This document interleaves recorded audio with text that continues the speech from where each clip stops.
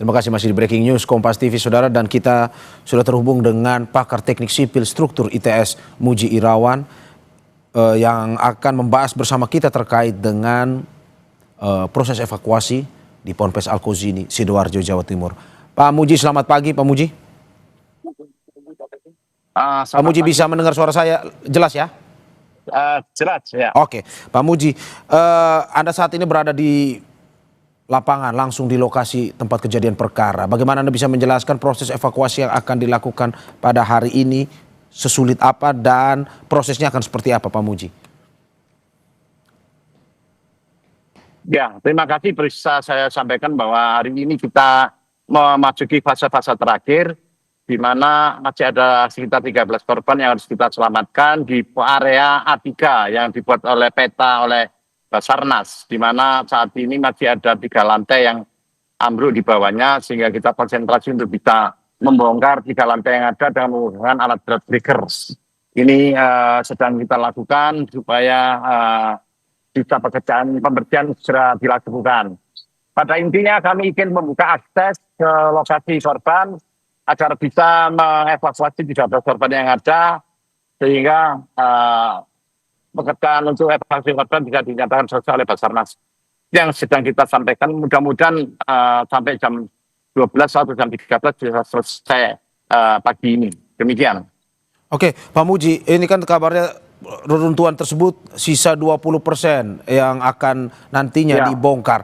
Kalau melihat, apakah mungkin saja pada hari ini 20% tersebut akan diselesaikan hingga tuntas, atau bagaimana sebenarnya pembongkaran ataupun pencarian evakuasi tersebut? Kalau pembongkaran dalam rangka evakuasi memang tinggal 15-20%, itu diupayakan selesai hari ini, dan dilanjutkan pembersihan puing-puing yang sisa yang sudah tidak ada korban, dan fokus pada kondisi untuk menghindari konstruksi yang menyangkut di kondisi bangunan existing agar bangunan existing tidak tertarik ambruk. Sementara kita selamatkan dulu korban, habis itu kita selamatkan gedung existing untuk pembersihan 100%. Sehingga kalau bisa siang ini kita bisa membantu evakuasi korban sebanyak 13. Demikian. Oke, dan Pak, apakah memang ini dengan 20% ini akan dilakukan dalam arti bahwa tidak, karena begini, ada info pembongkaran ini selesai hari ini karena susahnya untuk membongkar hingga sisa 20% ini, sebab saling menyambung struktur bangunan yang ada di samping kiri. Karena kalau misalkan membongkar yang satu akan mengganggu struktur bangunan yang lain. Betul seperti itu, Pak? Ya, betul. Artinya kalau kita fokus korban, mudah-mudahan selesai siang ini. Ada 13 itu, begitu bisa terbuka aksesnya, bisa langsung kita evakuasi 13 korban tersebut dalam waktu cepat, karena tim Basarnas sudah standby untuk melakukan evakuasi karena menunggu dibukanya akses dari bawah. Di bawah tumpukan 3 lantai yang ada di atasnya, itu kita fokuskan itu sehingga pekerjaan Basarnas untuk evakuasi korban selesai. Selanjutnya kalau evakuasi korban selesai, kami akan berhati-hati untuk menarik atau membongkar sisa puing-puing yang ada yang tersangkut pada gedung existing, agar tidak ada tarikan pada gedung existing sehingga gedung existing akan tidak stabil dan menyebabkan roboh. Ini juga hal sangat penting. Meskipun evakuasi korban selesai dilaksanakan. Oke, Pak Muji, ini saya catat juga bahwa perhatian ini langsung dari Presiden Prabowo yang mengatakan akan mendata kondisi konstruksi bangunan pondok pesantren di seluruh Indonesia. Berhubungan dengan konstruksi ini, kalau Anda melihat dari pesantren Al-Kozini, apakah menurut Anda ini sebuah konstruksi yang tidak sesuai aturan atau seperti apa sebenarnya? Ya, kalau ditanya mana yang paling penting untuk konstruksi seperti fasilitas umum pendidikan yang berbentuk gedung bertingkat ini, adalah yang kami temukan bahwa sambungan-sambungannya itu tidak bekerja, tidak dipasang dengan baik. Kayaknya orang bisa membangun bentuknya dari luar sama, tapi di dalamnya sambungan-sambungan tulangan antar balok kolom, balok-balok ini dikerjakan tidak sempurna. Begitu ada goyangan atau beban berlebih, ini langsung ambruk dan kolaps seketika, dan ini membahayakan orang-orang atau penghuni yang ada di bawahnya. Sekali lagi, pun mengacu pada perintah Presiden kepada teman-teman atau siapapun pemilik fasilitas umum yang akan dibangun, silakan untuk berkonsultasi dengan pemerintah daerah setempat atau kami perguruan tinggi untuk melakukan konsultasi agar di dalam baik perencanaan maupun pelaksanaan bisa aman, safety faktornya cukup, sehingga aset ini bisa dimanfaatkan dengan baik oleh penghuninya nantinya dalam jangka waktu yang cukup panjang. Seperti itu, kami siap dan sebetulnya standar nasional Indonesia sudah beredar cukup lama dan bisa diaju, bisa dipakai sebagai acuan dalam pembangunan gedung, khususnya gedung bertingkat. Demikian. Oke, Pak Muji, bangunan yang roboh satu sisi, tapi bagaimana Anda melihat dengan bangunan yang masih berdiri di Ponpes Al-Kozi ini? Apakah menurut Anda, dari pengamatan Anda, memang sudah sesuai dengan konstruksinya sehingga aman atau bagaimana? Ya, untuk memastikan pertanyaan tadi apakah konstruksinya masih aman apa tidak, secara visual memang ini perlu di-assessment, perlu diperiksa lagi. Ada beberapa solusi untuk gedung existing yang ada, bila mana bisa dilakukan perkuatan, ya nanti kita bantu untuk metode atau teknik perkuatan. Bila mana harus dibongkar, ya harus dibongkar, karena kalau tidak akan membahayakan bangunannya. Tetap saya geser karena ekskavatornya mau berat. Oke, silakan Pak. Ya. Harus berarti tetap berhati-hati dalam Ya. berada di lapangan dan sambil kita Ya. mencari informasi terus. Nah Pak, apa sebenarnya yang Anda ingin sampaikan bahwa ke depan apakah memang secara umum apa yang menjadi kejadian di Ponpes Al-Kozi ini 1 dan 2 atau Anda melihat sebenarnya banyak bangunan baik itu sekolah maupun asrama di wilayah Indonesia ataupun di Jawa Timur lah kita spesifik itu yang masih konstruksinya ini masih betul-betul tidak sesuai dengan aturan sebenarnya? Ya, saya tidak bisa berandai-andai. Intinya kami siap, tidak hanya pondok pesantren Al-Kozi ini, pondok-pondok pesantren yang lainnya pun kita siap. Dan itu sudah pernah saya lakukan di beberapa pondok yang meminta bantuan ke saya, daerah Lamongan, daerah Situbondo, beberapa juga masjid-masjid yang mempunyai lantai yang cukup tinggi, termasuk kubahnya, sudah sering kita bantu. Monggo yang lainnya bisa kita bisa merapat ke kami untuk kita bantu. Dan sebetulnya pemerintah daerah setempat juga sudah boleh didatangi untuk minta bantuan baik perencanaan maupun pengawasan pembangunan. Saya kira itu. Saya kira kita tidak bisa berandai-andai. Mari kita bersama-sama membangun aset yang cukup handal. Oke. Demikian. Dan apakah ini Anda juga sudah memberikan masukan kepada pemerintah setempat, baik itu pemerintah provinsi, kabupaten, sehingga tidak terjadi hal yang serupa? Ya, ini sudah saya sampaikan kepada pemerintah Kabupaten Sidoarjo dan Provinsi Jawa Timur. Kami ITS siap melakukan bantuan backup untuk agar pembangunan aset fasilitas pendidikan ini bisa berjalan dengan baik, mulai dari perencanaan maupun pelaksanaan aman buat penghuninya. Oke, Pak, kalau lebih teknis soal pencarian hari ini, bagaimana Anda melihat bahwa pencarian hari ini akan lebih banyak menggunakan alat berat untuk menyelesaikan yang sisanya itu, atau lebih banyak tenaga manusianya dalam arti untuk membongkar reruntuhan yang sisa 20% itu? Saya kira yang saat ini kita fokus ke alat-alat berat karena masih ada 3 lapis lantai yang kita bongkar. Namun demikian kita juga tetap harus memanfaatkan pengambilan material dalam kondisi manual ya. Tenaga ahli, tenaga bantuan dari Polri dan TNI cukup banyak bila mana diperlukan untuk pemindahan secara manual. Tetapi kita sekarang fokus untuk pembongkaran 3 lapis lantai di atas korban dan alat-alat berat baik breaking, crane maupun ekskavator. Oke, dari 3 lapis yang Anda tadi sampaikan itu sebenarnya kondisi yang paling parah berada di wilayah yang mana, Pak? Di Bangunannya? blok A3. Blok A3 ada ya? A1, A1, A2, A3, A4, A1, A2, A4 sudah selesai, tinggal A3. A3 itu kalau kita membayangkannya itu berada di posisi paling atas atau di dasar? Oh, Dena ya, dari Dena itu sisi barat selatan. Paling atas ya? Kiri.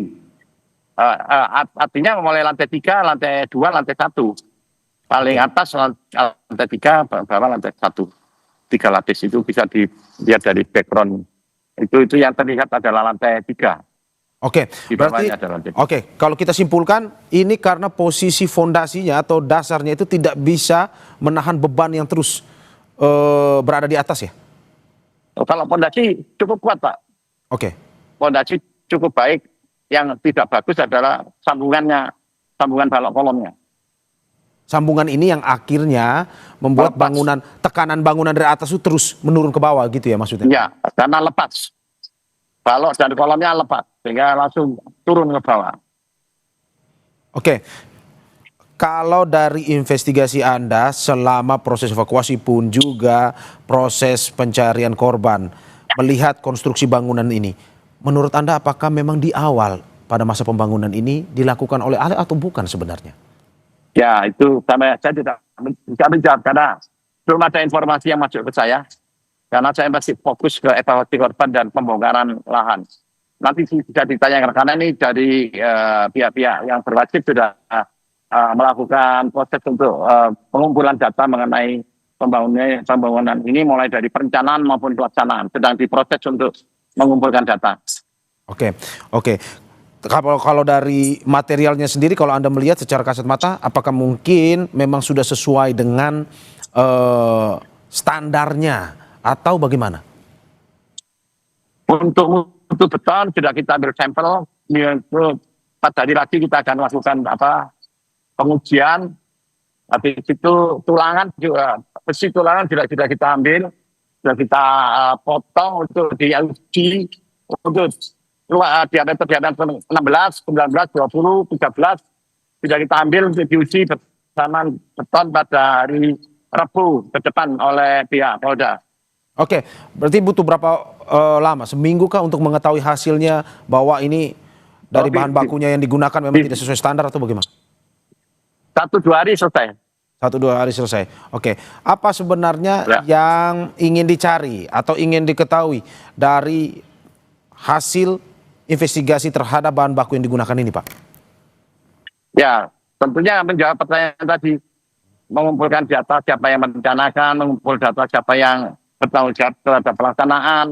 Setelah itu siapa yang memproduksi beton, siapa yang mengirim besi, dari mana, hasil mutu betonnya seperti apa, mutu tulang seperti apa, itu akan dapat diinformasikan lebih lanjut karena masih dalam proses pengumpulan data.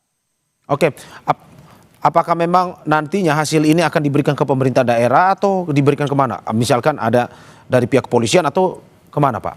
Hasil investigasi tersebut? Itu nanti investigasi dipimpin oleh Polda Jatim. Nanti hasilnya akan tentunya kewenangan Polda Jatim itu menyampaikan hasilnya kepada siapa saja. Tapi kami membackup untuk evaluasi data teknisnya. Oke, Pak, kita kembali ke teknis evakuasi yang akan dilakukan pada hari ini. Berarti optimis ya, Pak, hari ini? Saya mohon izin. Oke. Ya, mohon izin ini harus segera dievakuasi. Oke. Karena saya harus naik ke lantai atas. Terima kasih banyak Pak Ya, Muji nanti bisa Irmawan. disambung lagi. Ya. Oke, terima kasih Pak Muji Irmawan, mohon maaf. pakar Ya, teknik sipil oke. instruktur ITS Surabaya. Terima kasih sekali lagi. Dan saudara, hingga saat ini masih terus dilakukan evakuasi terkait dengan korban yang diduga masih berada dalam timbunan ponpes yang ambruk Senin lalu. Dan saat ini sudah 8 hari atau tepatnya 1 minggu dalam proses pencarian. Dan saudara, setelah evakuasi korban selesai, tim akan menarik sisa puing yang ada yang tersangkut di gedung yang masih berdiri. Dan hal ini juga jadi tantangan karena tim berhadapan dengan bahaya. Kalau kita fokus korban, mudah-mudahan selesai siang ini. Ada 13 itu, begitu bisa terbuka aksesnya, bisa langsung kita evakuasi 13 korban tersebut dalam waktu cepat karena tim Basarnas sudah standby untuk melakukan evakuasi karena menunggu dibukanya akses dari bawah, di bawah tumpukan 3 lantai yang ada di atasnya. Itu kita fokuskan itu sehingga pekerjaan Basarnas untuk evakuasi korban selesai. Selanjutnya kalau evakuasi korban selesai, kami akan berhati-hati untuk menarik atau membongkar sisa puing-puing yang ada yang tersangkut pada gedung existing. Agar tidak ada tarikan pada gedung existing sehingga gedung existing akan tidak stabil dan menyebabkan roboh. Ini juga hal sangat penting meskipun evakuasi korban selesai dilaksanakan. Oke, Pak Muji, ini saya catat juga bahwa perhatian ini langsung dari Presiden Prabowo yang mengatakan akan mendata kondisi konstruksi bangunan pondok pesantren di seluruh Indonesia berhubungan dengan konstruksi ini. Kalau Anda melihat dari pesantren Al-Qazini, apakah menurut Anda ini sebuah konstruksi yang tidak sesuai aturan atau seperti apa sebenarnya? Ya, kalau ditanya mana yang paling penting untuk konstruksi seperti fasilitas umum pendidikan yang berbentuk gedung bertingkat ini adalah yang kami temukan bahwa sambungan-sambungannya itu tidak bekerja, tidak dipasang dengan baik. Kayaknya orang bisa membangun bentuknya dari luar sama, tapi di dalamnya sambungan-sambungan tulangan antar balok kolom, kolom-kolom, balok-balok ini dikerjakan tidak sempurna. Begitu ada goyangan atau beban berlebih, ini langsung ambruk dan kolaps seketika, dan ini membahayakan orang-orang atau penghuni yang ada di bawahnya. Sekali lagi, ya pun mengacu pada perintah Presiden, kepada teman-teman atau siapapun pemilik fasilitas umum yang akan dibangun, silakan untuk berkonsultasi dengan pemerintah daerah setempat atau kami perguruan tinggi untuk melakukan konsultasi agar di dalam baik perencanaan maupun pelaksanaan bisa aman, safety faktornya cukup, sehingga aset ini bisa dimanfaatkan dengan baik oleh penghuninya nantinya dalam jangka waktu yang cukup panjang. Seperti itu, kami siap, dan sebetulnya standar nasional Indonesia sudah beredar cukup lama dan bisa diaju, bisa dipakai.